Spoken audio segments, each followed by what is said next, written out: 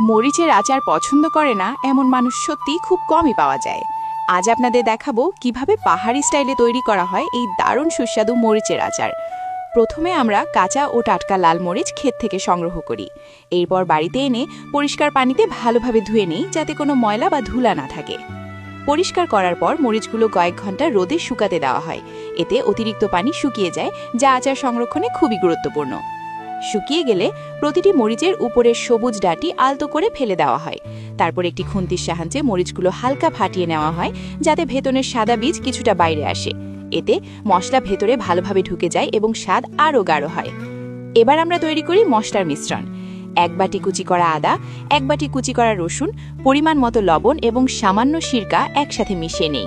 এই মিশ্রণটি কিছুক্ষণ ঢেকে রেখে দেওয়া হয়, যাতে উপকরণগুলো একে অপরের সাথে ভালোভাবে মিশে যায়। এবার অন্যদিকে 2 কেজি হাড় ছাড়া মাংস ছোট ছোট কিউব করে কেটে সেদ্ধ করে নেওয়া হয়। এরপর একটি কড়াইতে সরিষার তেল গরম করে তাতে পেঁয়াজ, রসুন, তেজপাতা ও বিভিন্ন মশলা দিয়ে মাংসগুলো সুন্দর করে ভেজে নেওয়া হয়। সরিষার তেল আচারকে দীর্ঘদিন ভালো রাখে এবং আলাদা একটি ঘ্রাণ দেয়। এরপর সেই একই তেলে ম্যারিনেট করা মরিচ, ভাজা মাংস এবং সামান্য চিনির শিরা একসাথে দিয়ে রান্না করা হয়। ধীরে ধীরে রান্না করতে থাকুন যতক্ষণ না তেল উপরে ভেসে ওঠে। এভাবেই তৈরি হয়ে যায় আমাদের পাহাড়ি স্টাইলের সুস্বাদু মরিচের আচার। ঝাল, মশলাদার আর একেবারে অনন্য স্বাদের। আপনাদের কেমন লাগলো এই প্রক্রিয়াটি অবশ্যই কমেন্টে জানাবেন। আর এমন ব্যতিক্রমী ও জ্ঞানভিত্তিক ভিডিও পেতে আমাদের চ্যানেলটি সাবস্ক্রাইব করতে ভুলবেন না।